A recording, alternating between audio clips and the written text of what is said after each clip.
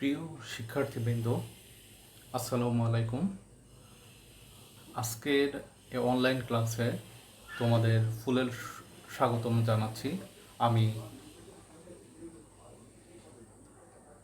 মোহাম্মদ শাহনেওয়াজ হোসেন, প্রভাষক, রাষ্ট্রবিজ্ঞান বিভাগ, বাগেরহাট সরকারি মহিলা কলেজ, বাগেরহাট। আজ আমাদের পাঠ্যসূচি হলো অনার্স প্রথম বর্ষের ক্লাস আজকে অনুষ্ঠিত হতে যাচ্ছে রাষ্ট্রবিজ্ঞান বিভাগের। প্রধান বৈদেশিক সরকার, যুক্তরাজ্য, যুক্তরাষ্ট্র ও ফ্রান্সের আজকের যে অধ্যায়, এটা হচ্ছে অধ্যায় নম্বর 3। প্রথমেই আমরা দেখে নিয়ে হচ্ছে আজকের পাঠ্যসূচি কী হতে যাচ্ছে। পাঠ্যসূচি হলো রাজতন্ত্র। রাজতন্ত্রের আমরা যখন হচ্ছে যে বিষয়টা বুঝি, রাজতন্ত্র অর্থাৎ যেখানে রাজারাই মূলত শাসন কার্যটা পরিচালনা করে থাকেন এবং রাজারা একাধারে আইন বিভাগ, বিচার বিভাগ এবং শাসন বিভাগ, 3টা বিভাগেরই তারা একচ্ছত্র আধিপত্য বিস্তার করে থাকেন। তো আমরা যখন রাজতন্ত্র দেখতে যাই, প্রথমে আমরা যেহেতু যুক্তরাজ্য নিয়ে আমরা পড়ছি, এর আগের ক্লাসগুলো যদি তোমরা দেখে থাকো, তো যুক্তরাজ্যের আমরা যে রাজতন্ত্র তার ঐতিহাসিক ক্রমবিবর্তন সম্পর্কে আমরা প্রথমে আলোচনা করতে যাচ্ছি। যুক্তরাজ্যের তাহলে কি হচ্ছে যে রাজতন্ত্রের ঐতিহাসিক পরিবর্তন। প্রথমেই আমরা যখন দেখে নিই যে 829 সালে রাজা এডবার্গের সময় থেকে আজ পর্যন্ত রাজতন্ত্র চলছে। 829 সাল থেকে শুরু করে আজ পর্যন্ত রাজতন্ত্র কিন্তু কন্টিনিউয়াস চলছে, কিন্তু এর মধ্যে বেশ কিছু ভাগ রয়েছে, সেগুলো আমরা ধীরে ধীরে দেখব। তো নবম ও দশম শতাব্দীতে যখন অ্যাংলো স্যাক্সন যুগে, আমরা ব্রিটিশ যে সময়গুলোকে বিভিন্ন যুগে ভাগ করা হয়, তার মধ্যে নবম ও দশম শতাব্দী, যেটা কিনা অ্যাংলো স্যাক্সন নামে একটা যুগ, সেই যুগে রাজারা উত্তরাধিকার সূত্রে রাজ সিংহাসনে আরোহণ করতেন, অর্থাৎ রাজার ছেলে অথবা রাজার ভাই রাজা হতেন, যেটা কিনা ছিল উত্তরাধিকার সূত্রে, কোনো নিয়ম নীতির উপর ভিত্তি করে নয়। রাজার সন্তান অথবা রাজার ভাই তারাই মূলত রাজ সিংহাসন অধিকার করতেন। এ সময় রাজ্য পরিচালনার জন্য 2টি পরিষদ ছিল, একটা উইটান আর একটা বিদ্বজন সভা। তো উইটান এবং বিদ্বজন সভা, দুটো সভার পরামর্শক্রমে অথবা পরামর্শ নিয়ে রাজারা কি করতেন, তাদের রাজকার্যটা পরিচালনা করতেন। কিন্তু এক্ষেত্রে একটা বিষয় লক্ষণীয় যে উইটান বা বিদ্বজন সভা এটা কিন্তু কোনো জনপ্রতিনিধি ছিল না, অর্থাৎ জনগণ নির্বাচনের মাধ্যমে কাউকে জয়ী করে এই সভায় পাঠানোর ব্যবস্থা করেননি। রাজা নিজের কি করতেন, নিজের যে পছন্দ মতো লোকদেরই এখানে নিয়োগ দিতেন। আর এই যে সভাগুলোর মূলত সদস্য কারা ছিলেন, তারা ছিলেন রাজ পরিবারের সদস্য, শায়ারের আল্ডারম্যানগণ, বিশপ এবং প্রধান ভূস্বামী, অর্থাৎ প্রধান যে জমিদার যারা যারা ছিলেন, তারা মূলত এই সভাটার বা এই পরিষদের সদস্য হতেন। রাজা স্বয়ং উইটানের সভায় সভাপতিত্ব করতেন। রাজা স্বয়ং এই উইটানের সভায় সভাপতিত্ব করতেন এবং অন্যান্য সদস্য ছিলেন কাদের মধ্য থেকে, তারা ছিলেন রাজ পরিবারের সদস্য, শায়ারের আলবার্নগণ, বিশপ এবং প্রধান প্রধান জমিদার শ্রেণী। 11শ শতাব্দীতে নরমান্ডির উইলিয়াম ব্রিটেন জয় করেন। নরমান্ডির একটা বংশ, নরমান্ডির উইলিয়াম ব্রিটেন যখন জয় করে ফেলেন 1063 সালে, তখন ব্রিটেনের সামন্ত প্রথার শুরু হয়। সামন্ত প্রথা কি? সামন্ত প্রথা হচ্ছে মূলত যারা জমিদার শ্রেণী, বড় বড় মানে ছোটোখাটো জমিদার না, তারা ছিলেন বিশাল বিশাল এলাকা নিয়ে তাদের জমিদারি, তারা ছিলেন সামন্ত, সামন্ত প্রভু বলা হতো তাদের, ঠিক আছে। তা এই সামন্ত শ্রেণীর উদ্ভব হয় কার সময়? নরমান্ডির উইলিয়ামস ব্রিটেন জয় করার পর থেকে। এই সময় রাজাকে সাহায্য করার জন্য মূলত 2টি পরিষদ ছিল, একটা ছিল মহাপরিষদ, অন্যটি ক্ষুদ্র পরিষদ। তবে এই যে মহাপরিষদ বা ক্ষুদ্রতম পরিষদ, এইখানেও ওই উইটান অথবা বিদ্বজন সভার মতো সেখানেও কোনো জনপ্রতিনিধির ব্যবস্থা ছিল না। সেখানেও তিনি এককভাবে কোনো সিদ্ধান্ত নিতে পারতেন। কে পারতেন? রাজা পারতেন। এক্ষেত্রে আমরা যদি দেখতে পারি, নরমান রাজারা এই মহাপরিষদ অথবা ক্ষুদ্রতম যে পরিষদ রয়েছে তার সাথে আলাপ আলোচনার মাধ্যমে তাদের সিদ্ধান্ত বা রাজকীয় কাজগুলো পরিচালনা করে থাকতেন। কিন্তু এক্ষেত্রে কিন্তু রাজা বাধ্য ছিলেন না কি করার জন্য, রাজা বাধ্য ছিলেন না তাদের সাথে পরামর্শ গ্রহণ করার জন্য, এবং সেই পরামর্শ গ্রহণ করে সেটাই যে রাজাকে মানতে হবে সেক্ষেত্রেও রাজা বাধ্য ছিলেন না। সেক্ষেত্রে কী করতেন, রাজা তার ইচ্ছা স্বাধীন মতোই এই কাজগুলো পরিচালনা করতে পারতেন। পরবর্তীতে 1215 সালে 15 জুন রুডিমিট নামক স্থানে সামন্ত শ্রেণী এবং যাজক কারা ছিলেন, আমরা যেমন আমাদের মসজিদের ইমাম অথবা মন্দিরের পুরোহিত যাদেরকে বলি না কেন খ্রিস্টান ধর্মে যারা ধর্মকর্ম পরিচালনা করতেন তারা ছিলেন যাজক শ্রেণী। হ্যাঁ, তোমরা যদি মনে করো যে যাজক শ্রেণী রাজনীতিতে কী করছেন, কিন্তু তৎকালীন যে সমাজ ব্যবস্থা বা তৎকালীন যে অবস্থায় সেক্ষেত্রে কিন্তু যাজক শ্রেণী একটা বড় গুরুত্বপূর্ণ ভূমিকা পালন করতেন। কারণ তোমরা জানো রাজনীতিতে ধর্মের প্রভাব আর সেই আদি যুগ থেকে বর্তমান পর্যন্ত কিন্তু রয়েছে। সেভাবে ওই সময় সামন্ত শ্রেণী এবং যাজক শ্রেণী, গির্জার যারা যাজক ছিলেন তারা মিলে 1215 সালের 15 জুন রুডিমিট নামক স্থানে তৎকালীন যে রাজা জনকে একটি দলিলে স্বাক্ষর করতে বাধ্য করেন। সেই দলিলটাই ইতিহাসে মহাসনদ বা ম্যাগনা কার্টা নামে পরিচিত। এর ফলে রাজার ক্ষমতা বেশ কিছু সীমিত হয়ে যায়, অর্থাৎ কি রাজা এককভাবে অনেক ক্ষেত্রেই কোনো কাজ করতে পারতেন না। অর্থাৎ রাজ পরিবারে তার সন্তানদের বিবাহ নিতে গেলেও সামন্ত শ্রেণীর অনুমতি নেওয়া লাগবে, অথবা তারা যদি কোনো যুদ্ধে জড়াতে চান সেক্ষেত্রেও একটা পরিষদের এককভাবে কোনো সিদ্ধান্ত নিতে পারবেন না। আরও বিষয় ছিল যে ইচ্ছামতো কর ধার্য করতে পারবেন না, কর ধার্য করার জন্য একটা আইন থাকবে, আইন অনুযায়ী রাজারা কর ধার্য করতে পারবেন, এবং বিনা বিচারে কাউকে আটক করা যাবে না। অর্থাৎ সে যদি অপরাধী হয়ে থাকে তাকে আটক করা যাবে, কিন্তু বিনা বিচারে কাউকে আটক করা যাবে না। এই সম্বলিত বেশ কিছু নীতিমালা এই ম্যাগনা কার্টায় ছিল, যার ফলে এই ম্যাগনা কার্টাকেই প্রথম আধুনিক যে গণতন্ত্র বা আধুনিক আমরা যে ব্যক্তি স্বাধীনতার যে কথাগুলো বলে থাকি সেটার সূত্রপাত এই ম্যাগনা কার্টা থেকেই ধরে নেওয়া হয়।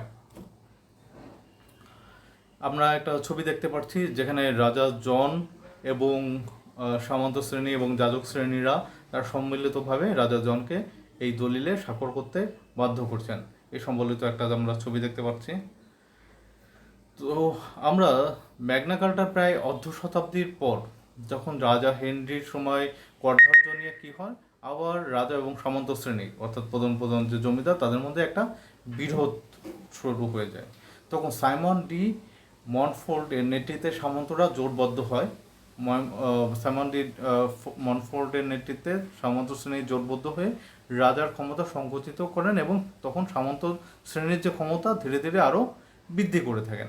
তা পরবর্তীতে সামন্ত শ্রেণীরা কী হয়, নিজেদের ক্ষমতা বৃদ্ধি করে ফেলে এবং রাজার ক্ষমতা খর্ব করে ফেলে। কিন্তু এই সামন্ত শ্রেণীরা পরবর্তীতে নিজেদের মধ্যে কী করে, বিভিন্ন বিরোধে জড়িয়ে পড়ে, এবং এই বিরোধে জড়িয়ে পড়ার ফলে একটা রক্তক্ষয়ী সংঘর্ষ হয়। ইতিহাসে এটাকে গোলাপের যুদ্ধ নামে, ওয়ার অফ রোজেস অথবা গোলাপের যুদ্ধ নামে পরিচিতি লাভ করে। এবং এই গোলাপের যুদ্ধের ফলে কি হয়, রাজ ক্ষমতা আবার তার নিজের স্থানে চলে যায় এবং সামন্ত শ্রেণী ধীরে ধীরে তাদের প্রভাব এবং প্রতিপত্তি খর্ব হয়ে যায়। পরবর্তীতে 16 শতাব্দীতে ব্রিটেনের টিউডর স্বৈরতান্ত্রিক ক্ষমতা প্রতিষ্ঠা করেন। এ সময় বণিক শ্রেণী রাজবংশের সাহায্যে প্রভাবশালী হয়ে ওঠে। সপ্তম হেনরি, অষ্টম হেনরি ও প্রথম এলিজাবেথের সময় পার্লামেন্ট পুরোপুরি রাজার অনুগত হয়ে পড়ে। তবে প্রথম এলিজাবেথ এর শাসনামলের শেষ দিকে বণিক শ্রেণী পার্লামেন্টের মাধ্যমে অধিক ক্ষমতা লাভের চেষ্টা করে থাকেন। তার মানে কি হচ্ছে, দেখা যায় যে বণিক শ্রেণী একসময় রাজতন্ত্রের ছত্রছায়ায় তাদের ক্ষমতা বৃদ্ধি করে, এবং পরবর্তীতে যখন বণিক শ্রেণী আস্তে আস্তে আরও বেশি পাওয়ারফুল বা ক্ষমতাধর হয়ে ওঠে, তখন প্রথম এলিজাবেথের সময় তারা কী করে, পার্লামেন্টের ক্ষমতা বৃদ্ধির চেষ্টা করে। কেননা পার্লামেন্টের ক্ষমতা বৃদ্ধির মাধ্যমেই তাদের নিজেদের ক্ষমতা বৃদ্ধিও সম্পন্ন হয়।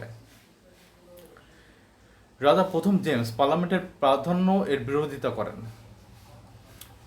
রাজা প্রথম জেমস যখন এই যে পার্লামেন্ট, যখন আস্তে আস্তে পার্লামেন্ট অর্থাৎ জনপ্রতিনিধিদের মাধ্যমে কোনো একটা নির্বাচিত গোষ্ঠী এই পার্লামেন্টটা চালাতে থাকেন, এবং এই পার্লামেন্টের ফলে কি জনপ্রতিনিধিরা তাদের, অর্থাৎ জনগণ তাদের প্রতিনিধি নির্বাচনের মাধ্যমে তাদের কি করে আশা আকাঙ্ক্ষার প্রতিফলন ঘটানোর চেষ্টা করে।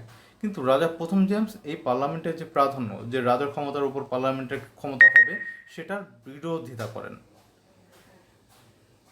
এবং তার পরিবর্তে তিনি করেন কি, রাজার একটা ঐশ্বরিক ক্ষমতা, অর্থাৎ ঈশ্বর প্রদত্ত তাদের যে ক্ষমতা, এটার কথা উনি জনগণের মধ্যে প্রচার করতে থাকেন। একটা বিষয় লক্ষণীয় যে পৃথিবীতে, মিশরে আমরা প্রাচীন সভ্যতায় যখন মিশরে দেখি বা জাপানে আমরা দেখতে পারি যে রাজারা নিজেদেরকে ঈশ্বরের সন্তান অথবা ঈশ্বরের আশীর্বাদ পুষ্ট হিসেবে নিজেদেরকে পরিচিত করাতেই বেশি স্বাচ্ছন্দ্য বোধ করতেন। কেননা যাতে জনগণ তাদের আদেশ নির্দেশ নিষেধ এবং যে কোনো আইন মেনে নিতে বাধ্য হয়, যেহেতু তারা ঈশ্বরের প্রতিনিধি। অনুরূপভাবে রাজা জেমসের সময় থেকেও কি হয়, রাজা জেমস ঈশ্বরের মানে রাজাদের যে ঐশ্বরিক ক্ষমতার কথা জনগণের মধ্যে প্রচার করতে থাকেন, যাতে তার বিরোধিতা না হয়। কিন্তু তারপরেও বিরোধিতা চলছিল পার্লামেন্ট এবং কি রাজার মধ্যে। পরবর্তীতে রাজা চার্লসের সময়, প্রথম চার্লসের সময় কী হয়, এই বিরোধ আরও চূড়ান্ত লাভ করে। তিনি 1628 সালে পার্লামেন্ট ভেঙে দেন। এই যে পার্লামেন্ট এবং চার্লসের সময় যে বিরোধের সূত্র ধরে রাজা প্রথম চার্লস কী করেন, পার্লামেন্ট ভেঙে দেন। কিন্তু পরবর্তীতে বণিক শ্রেণীর চাপে, যেহেতু আমরা আগেই জানছি যে বণিক শ্রেণী অর্থাৎ ব্যবসায়ী গোষ্ঠী ওই টাইমে বেশ প্রভাবশালী ছিল, ব্যবসায়ী গোষ্ঠীর চাপে পড়ে তিনি আবার পার্লামেন্টের অধিবেশন আহ্বান করতে বাধ্য হন এবং অধিকারের বিল, সেটা কিনা পিটিশন অফ রাইটস, মেনে নিতে বাধ্য হন। কিন্তু যদিও রাজা প্রথম চার্লস এটা মেনে নেন, কিন্তু তারপরেও এটাকে মেনে নিলেও তিনি বারবারই উপেক্ষা করতে থাকেন, যে তার যে অধিকারের বিল অথবা পার্লামেন্টের প্রাধান্যের কথা বারবারই তিনি উপেক্ষা করতে থাকেন। তিনি তার স্বেচ্ছাচারী ক্ষমতাটা চালাতে থাকেন। পরবর্তীতে অলিভার ক্রomwell-এর নেতৃত্বে একটা বিদ্রোহ হয় এবং 1641 সালে বণিক শ্রেণী ওই প্রথম চার্লসকে ক্ষমতা থেকে উচ্ছেদ করেন এবং তার মৃত্যুদণ্ডে দণ্ডিত করে তার এই রাজ ক্ষমতা কেড়ে নেন। এর ফলে ব্রিটেনে কি হয়, রাজতন্ত্রের জায়গায় কিছুদিনের জন্য প্রজাতন্ত্র প্রতিষ্ঠিত হয়। পরবর্তীতে 1658 সালে ক্রomwell-এর মৃত্যুর পর আমরা যদি দেখি 1641 থেকে 1658, এই মাঝখানে যে কয়েক বছর ছিল, এই কয়েক বছর ছিল কি, প্রজাতন্ত্র, অর্থাৎ জনগণই তাদের নিজেদের শাসন ব্যবস্থা চালনা করেছে। মাঝখানের এই যে 16 বছরের মতো দেখা যায়। কিন্তু অলিভার ক্রomwell যখন মৃত্যুবরণ করেন, তখনই আবার ব্রিটেনের রাজতন্ত্র আবার প্রতিষ্ঠা লাভ করে। রাজা দ্বিতীয় জেমসের রাজত্বকালে আবার কি হয়, বণিক শ্রেণীর সাথে আবার রাজতন্ত্রের একটা বিরোধ আবার শুরু হয়ে যায়। পরবর্তীতে কি হয়, রাজা দ্বিতীয় জেমস ক্ষমতাচ্যুত হন এবং তার স্থানে তার যে কন্যা মেরি এবং জামাতা উইলিয়ামস তারা কি করেন, এই ক্ষমতা দখল করে নেন। এবং ইতিহাসের স্থানে এইটাকে বলা হয় গ্লোরিয়াস রেভলিউশন, অর্থাৎ গৌরবময় বিপ্লব। পরবর্তীতে এই 1688 সালে যখন এই গ্লোরিয়াস বিপ্লবটা হয়, পরবর্তীতে যাতে রাজারা স্বেচ্ছাচারী ক্ষমতার অধিকারী না হতে পারেন, সেজন্য 1689 সালে একটা অধিকারের বিল, সেটা কিনা বিল অফ রাইটস বলা হয়, বিধিবদ্ধ করা হয় এবং এর পরবর্তীতে ব্রিটেনে নিয়মতান্ত্রিক রাজতন্ত্র স্বীকৃত হয় এবং পার্লামেন্টের প্রাধান্য স্বীকৃত হয়। তার মানে কি, 1688 সালের পর থেকে রাজা নামমাত্র প্রধান, রাজা কিন্তু প্রকৃত প্রধান না, যেটা কিনা ইংলিশে বলা হয় কিং অর কুইন, তখন ছিলেন কি নমিনাল এক্সিকিউটিভ, আর রিয়েল এক্সিকিউটিভ ছিল মূলত পার্লামেন্ট এবং যে প্রধানমন্ত্রী যারা ছিলেন, প্রধানমন্ত্রীর নেতৃত্বে যারা মন্ত্রিপরিষদ ছিলেন, তারা ছিলেন রিয়েল এক্সিকিউটিভ। সুতরাং আমরা যখন দেখতে পারি বর্তমানে ব্রিটেনের যে রাজতন্ত্র রয়েছে, সেটা কিন্তু রিয়েল এক্সিকিউটিভ না, নমিনাল এক্সিকিউটিভ। সুতরাং আমরা ব্রিটেনের যে রাজতন্ত্রের যে ক্রমবিকাশ, সেগুলো আমরা দেখতে পারলাম। এখন আমরা দেখব রাজা এবং রাজতন্ত্র। আমরা জানি যে রাজা এবং রাজতন্ত্র দুটি কি এক অথবা আলাদা? দুটি মূলত এক নয়। রাজা সে একজন মাত্র ব্যক্তি, রাজা কি সে একজন ব্যক্তি, কিন্তু রাজতন্ত্র কিন্তু ব্যক্তি নয়, রাজতন্ত্র একটা প্রতিষ্ঠান। রাজা চেঞ্জ হতে পারে, পরিবর্তন হতে পারে, রাজা আজকে মারা যেতে পারেন, কিন্তু রাজতন্ত্র অবিনশ্বর, সেটা কিন্তু সবসময় রয়েই গেছে। যে আমরা যদি দেখি যে 829 সাল থেকে শুরু করে যে বর্তমান পর্যন্ত রাজতন্ত্র রয়ে গেছে, কিন্তু রাজা বা রানী অনেক কিন্তু পরিবর্তন হয়েছে। সুতরাং আমরা একটু দেখে নিই যে রাজা এবং রাজতন্ত্রের মধ্যে পার্থক্যগুলো মূলত কী কী। রাজা ব্যক্তি এবং রাজতন্ত্র প্রতিষ্ঠান, যেটা কিনা আমরা একটু আগেই বললাম যে রাজা একজন মাত্র ব্যক্তি। রাজা পরিবর্তন হতে পারে, মৃত্যু হতে পারে, ক্ষমতাচ্যুত হতে পারেন, তিনি চলে যেতে পারেন, তিনি নিজে ক্ষমতা ত্যাগ করতে পারেন, কিন্তু ওই পদ কিন্তু শূন্য থাকবে না। রাজা কেবল একজন ব্যক্তিমাত্র, কিন্তু রাজতন্ত্র প্রতিষ্ঠান সেটা কিন্তু 829 সাল থেকে এখন পর্যন্ত রয়েছে এবং ভবিষ্যতেও থাকবে। রাজা অস্থায়ী, কিন্তু রাজতন্ত্র অবিনশ্বর। রাজা আজকে একজন আছে, কালকে অন্যজন হবে, পরশুদিন আরেকজন হবে বা রানী হবে, কিন্তু রাজতন্ত্র কিন্তু চলছেই। এবং রাজতন্ত্রের অথবা রাজার নামেই কিন্তু ব্রিটেনের পার্লামেন্টের সমস্ত কার্যক্রম বা ব্রিটেনের গণতন্ত্রের সমস্ত কার্যক্রম পরিচালিত হচ্ছে। রাজা ক্ষমতাহীন, কিন্তু রাজতন্ত্র সকল ক্ষমতার উৎস। এই বিষয়টা কেমন হয়ে গেল না? রাজা একদিকে ক্ষমতাহীন, কিন্তু রাজতন্ত্র সকল ক্ষমতার উৎস। রাজা ব্যক্তি, রাজা তার হাতে আসলে কিছুই নাই, তিনি কোনো কাজেই নিজের ইচ্ছা মতো স্বাধীন মতো করতে পারেন না। কিন্তু রাজতন্ত্রের নামেই ব্রিটেনের সমস্ত কাজ হয়। রাজতন্ত্রের নামেই রাজা অথবা রানী কী করেন, ব্রিটেনের প্রধানমন্ত্রী বা এবং অন্যান্য মন্ত্রীদের নিয়োগ দেন। কিন্তু আবার শুধু ব্রিটেনের রানী শুধুমাত্র কিন্তু একটা দেশেরই প্রধান না, তারা নিয়মতান্ত্রিকভাবে আরও 13-14টা দেশের প্রধান হিসেবে তাদের দায়িত্ব পালন করে থাকেন। কিন্তু একটা বিষয় লক্ষণীয় যে রাজা নিজের ইচ্ছা মতো কিন্তু কোনো কিছুই করতে পারে না।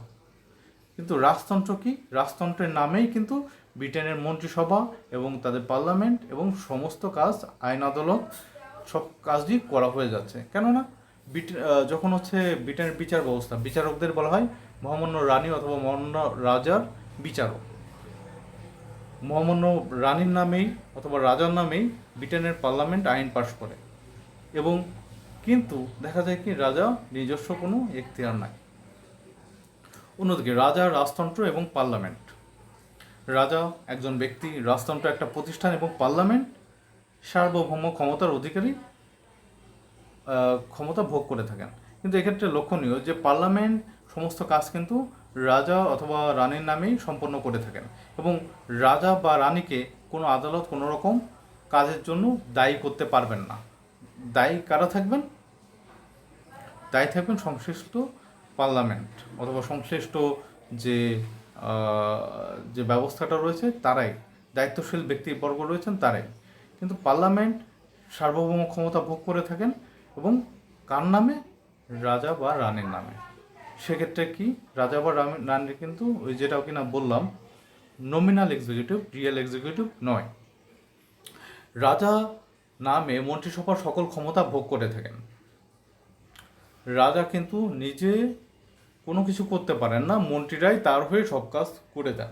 বাংলাদেশের ক্ষেত্রে যেটা কিনা রাষ্ট্রপতি কাজ করে থাকেন, যে রাষ্ট্রপতি কিছুই জানেন না, কিন্তু রাষ্ট্রপতির নামেই সমস্ত কাজ করা হয়ে থাকে। কেন? রাষ্ট্রপতির বিরুদ্ধে কোনো আদালত কোনো সমন জারি করতে পারবে না, এবং রাষ্ট্রপতির কাজের বিরুদ্ধে কোনো আদালত কোনো রকম অভিযোগ উত্থাপন করতে পারবেন না। অর্থাৎ তিনি সকল কাজের জন্য দায়মুক্তি পাচ্ছেন, এবং তার এই দায়মুক্তির সুযোগ নিয়ে কারা করছেন কাজটা? মন্ত্রিসভা এই কাজগুলো করে থাকেন। পৃথিবীর সব দেশেই, গণতান্ত্রিক দেশেই এই ব্যবস্থাটা আছে।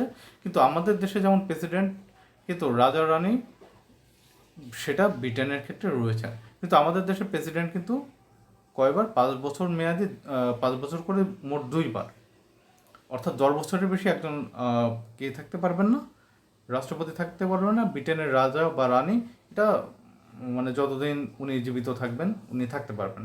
বর্তমান কুইন এলিজাবেথ প্রায় 70-80 বছর ধরে উনি তার পদে রয়েছেন।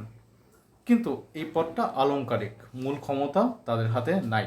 সকল ক্ষমতা ভোগ করেন মন্ত্রিসভা, এবং এই কাজের জন্য মন্ত্রিসভা যে কাজ করেছেন এই কাজের জন্য মন্ত্রীরা নিজেরাই দায়ী থাকবেন। তার প্রতিষ্ঠানের কাজের জন্য রাজা বা রানী দায়ী থাকবেন না। ব্রিটেনের রাজা ও রাজতন্ত্রের মধ্যে পার্থক্যের দ্যোতক হিসেবে কিছু প্রবচন আছে। কি প্রবচন? রাজার মৃত্যু হয়েছে, রাজা দীর্ঘজীবী হোক, অথবা রাজার মৃত্যু নেই। The king is dead, long live king, or the king never dies. রাজার মৃত্যু হয়েছে বলতে এটা কিন্তু ব্যক্তি রাজার কথা বলা হয়েছে। রাজা মৃত্যুবরণ করতেই পারেন, যেহেতু একজন সে মানুষ। রাজা দীর্ঘজীবী হন। রাজা দীর্ঘজীবী হন বলতে এখানে ব্যক্তি রাজার কথা বলা হয়নি, এটা কিন্তু প্রাতিষ্ঠানিক রাজতন্ত্রের কথা বলা হয়েছে, রাজার মৃত্যু নয়। এটাও যেটা কিনা বলা হয় প্রাতিষ্ঠানিক রাজতন্ত্রের কথা বলা হয়েছে আলংকারিক অর্থে, যে 829 সাল থেকে বর্তমান পর্যন্ত কি রয়েছে? রাজতন্ত্র রয়েছে। অর্থাৎ ব্যক্তি রাজার মৃত্যু হয়েছে, কিন্তু রাজতন্ত্রের কিন্তু মৃত্যু হয়নি। তারপরে যে প্রবাদটা রয়েছে, রাজা কোনো অন্যায় করতে পারেন না। The king can do no wrong. রাজা কি অন্যায় করতে পারেন না? একজন ব্যক্তি হিসেবে সে অবশ্যই অন্যায় করতে পারেন, কিন্তু রাজা যখন তার প্রশাসনিক কাজগুলো করছেন, তিনি আসলে কোনো অন্যায় করতে পারেন না। কেননা রাজা যে কাজগুলো করছেন মূলত তিনি কিন্তু একটা সাইন ছাড়া আসলে কিছুই করছেন না, কেননা সমস্ত কাজ মন্ত্রিসভা বা মন্ত্রী পরিষদই করে ফেলছে। সুতরাং মন্ত্রিসভা বা মন্ত্রী পরিষদ যে কাজটা করে রাজা বা রানীর কাছে নিয়ে যাচ্ছেন, তারা একটা সাইন করে বিলে পাঠিয়ে দিচ্ছেন। সুতরাং তাদের কিন্তু কোনো অন্যায় হচ্ছে না। কিন্তু তুমি বলতে পারো যে সাইন তো উনি করছেন, আসলে সাইন করতে উনি বাধ্য। যে আইন আছে, প্রচলিত বিধি আছে, সে অনুযায়ী তিনি বাধ্য। যদি আইনে কোনো ভুল থাকে বা কোনো সমস্যা থাকে, তার জন্য মন্ত্রিসভা বা মন্ত্রী পরিষদ অথবা স্বরাষ্ট্র দপ্তরের যে মন্ত্রী আছেন এবং তার যে কর্মচারী আছেন, তারাই দায়ী হয়ে থাকবেন। কিন্তু রাজা এ কারণে কোনো দায়ী হবেন না। যদি আদালত অথবা অন্য কোনো বিচারালয়ে কোনো রকম কৈফিয়ত তলব করা লাগে, সেক্ষেত্রে কিন্তু রাজা বা রানী কোনো কৈফিয়ত দিবেন না, কেননা তারা এই ক্ষেত্রে দায় মুক্তি পেয়েছেন।